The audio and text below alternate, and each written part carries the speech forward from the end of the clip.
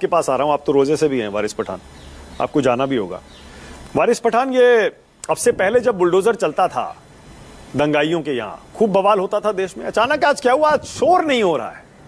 नागपुर दंगों के आरोपी, मुख्य आरोपी फहीम के यहां बुलडोजर चल गया 24 घंटे में। आप आवाज उठा रहे हैं और कोई आवाज नहीं उठा रहा, सुप्रीम कोर्ट के ऑर्डर के बावजूद। क्या वजह है? देखिए, जस्टिस उज्जवल भुयान की जुबानी के अंदर अगर आप माने मानक भाई, तो आज जो बुलडोजर चला, ये बुलडोजर संविधान के ऊपर चला है।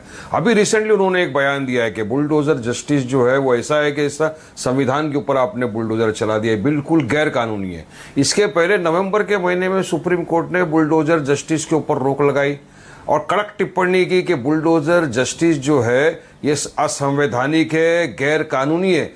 यदि अगर आपको लगता भी है कि ये आरोप इसके ऊपर सिद्ध हो, तभी भी आप उसके घर पे बुलडोजर नहीं चला सकते, क्योंकि आप बुलडोजर चला के सिर्फ एक इंसान को तकलीफ नहीं देते, उसके पूरे परिवार को आप पनिश कर रहे हो।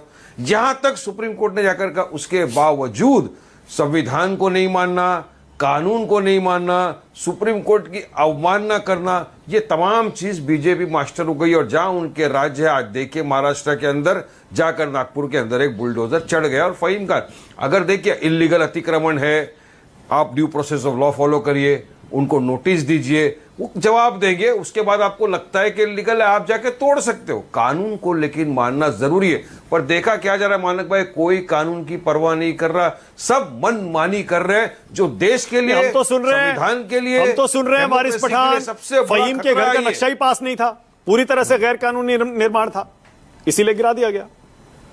ठीक है, अभी पता चला इनको, इतने बरसों से पता नहीं था। अगर गैर कानूनी था, इलीगल था, तो ड्यू प्रोसेस ऑफ लॉ है, पहला उसको एक नोटिस दी जाती, वो नोटिस का उसका वकील रिप्लाई फाइल करता, रिप्लाई के बाद आर्ग्यूमेंट होता, आर्ग्यूमेंट के बाद कोर्ट अगर इस नतीजे पर पहुंचती कि गैर कानूनी है, नक्शा पास नहीं था, तो उसको ऑर्डर देके अगर तोड़ते तो हम मानते कि बिल्कुल कायदे कानून का पालन हुआ, रूल ऑफ लॉ फॉलो किया। लेकिन ये मनमानी करके, तानाशाही करके, कहीं पर भी किसी के भी घर पे जाके बुलडोजर चला दो, उखाड़ दो, तो कहां से चलेगा? कितनी जगह पे ऐसा हुआ है कि बुलडोजर आपने चला दिया, बाद में पता चला कि वो जो इंसान था बेकसूर निकला। अब कौन उसकी भरपाई करेगा? ऐसे आजकल बहुत से मसले आ रहे हैं राज्य के सामने, देश के सामने। जब इंसान को पहले कन्विक्ट कर दिया जाता है, बोल दिया जाता है कि इन्वॉल्व है, उसके बाद पता चलता है बेचारा बेकसूर था, बेचारी बेकसूर थी, मगर उसके लिए कोई माफीनामा नहीं है हमारे देश में, कोई माफीनामा नहीं देता। वहां पर आकर कोई बुलडोजर वाला ये नहीं बोलता कि वापिस तुमको घर बना के दे देंगे।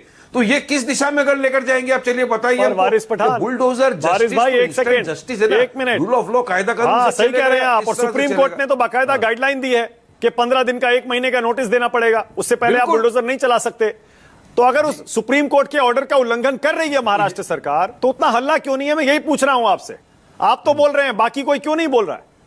अरे देखिए, जहां हक और इंसाफ की बात होती है, वहां हल्ला मचाना, कायदे में रहकर बात करना ही की सियासत पार्टी करती है, मजलिस इत्तेहादुल मुस्लिमीन। और आज मैं उन्हीं का प्रवक्ता आपके बीच में आके बोल रहा हूं। अब ये लोग तो कोई हल्ला मचाएंगे नहीं, ये लोग तो कुछ बोलेंगे नहीं, लेकिन वोट लेने के लिए सब आ जाएंगे। लेकिन जहां हक की बात है, कायदे कानून की बात है, रूल ऑफ लॉ की बात है, संविधान को बचाने की बात है, डेमोक्रेसी की बात है, वहां पर मजलिस इत्तेहादुल मुस्लिमीन। तो ठीक है, तो बता दीजिए फिर, ये 4% आरक्षण कर्नाटक का सही है या गलत?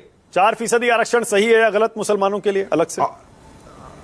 अब सुनिए मानक भाई, मैं सुन रहा था, आरक्षण मजहब के नाम पे नहीं दिया जा रहा। आरक्षण उन कमेटियों की रिपोर्ट की बुनियाद पे दिया जाता है जो बस दर्शाता है कि मुसलमान पिछड़ा हुआ वर्ग है, सोशली, इकोनॉमिकली, एजुकेशनली बैकवर्ड है। सच्चर कमेटी का रिपोर्ट है, महमूद रहमान कमेटी का रिपोर्ट है, मिश्रा कमेटी का रिपोर्ट है, जिसने बताया कि मुसलमान पिछड़ा हुआ वर्ग है, सोशली, इकोनॉमिकली बैकवर्ड है, उसको आरक्षण मिलना चाहिए। यही नहीं, महाराष्ट्र के अंदर मुंबई की उच्च न्यायालय ने ऑर्डर पास किया है। सुनिए, महाराष्ट्र की उच्च न्यायालय, हाईकोर्ट ने एक ऑर्डर पास किया है 10 साल पहले कि मुसलमानों को 5% रिजर्वेशन एजुकेशन में दिया जाए।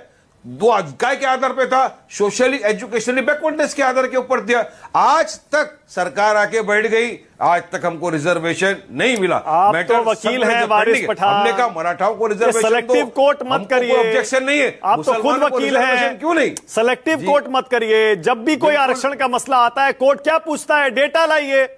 कौन सा आपने जनगणना कराई, कौन सा आपने डेटा समाज में जाकर इकट्ठा कराया, कौन से वर्ग में कितना आरक्षण दिया जाना चाहिए, कौन ज्यादा पिछड़ा है, कौन ज्यादा गरीब है, कहां है डेटा? बताइए।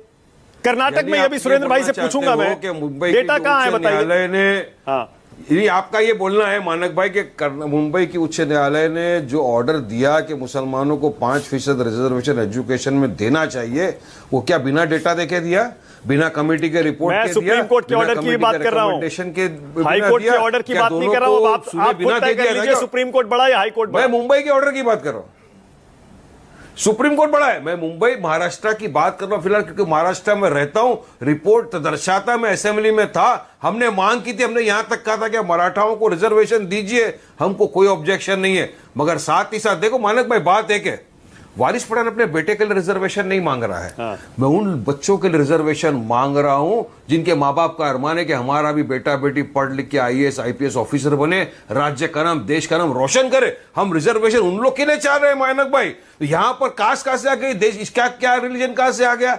अरे रिपोर्ट है ना, मतलब आप धर्म के आधार पर मांग रहे बनाया तो हैं, आप सिर्फ मुसलमानों के लिए अलग से मांग रहे हैं, कौन या मांग आप रहा है? चाहते हैं हम कि OBC का जो पहले से आरक्षण कौन मिलता है मांग रहा है? उसी ये में लोग शामिल किया जाए, जबकि है कई जगह वो ऑलरेडी। नहीं, देखिए जो ऑलरेडी एग्जिस्टेंस में है उसके बुनियाद के ऊपर मुंबई की उच्च न्यायालय का जो मैं जजमेंट पढ़ा हुआ हूं, जो मैं पढ़ा हूं आपके सामने बता अच्छा, रहा हूं, ठीक है, मानक भाई, ओके। हवा में मैं ठीक तीर है, नहीं मार रहा ठीक है, हूं। ओके। उन्होंने कहा कि 5% रिजर्वेशन एजुकेशन में मुसलमानों को देना चाहिए, यह डायरेक्ट आदेश है। और उस आदेश को पास हुए 10 साल हो गए। 10 साल से कभी उद्धव ठाकरे की सरकार आई कांग्रेस के साथ में, नहीं हुआ। तो तेलंगाना अब में बीजेपी दे की दिया सरकार क्या? वापस आ गई।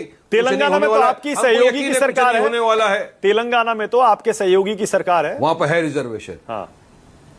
जहां तक मेरी नॉलेज है वहां पर कुछ लिमिट तक रिजर्वेशन दिया गया है, ये मुझे इतना पता है।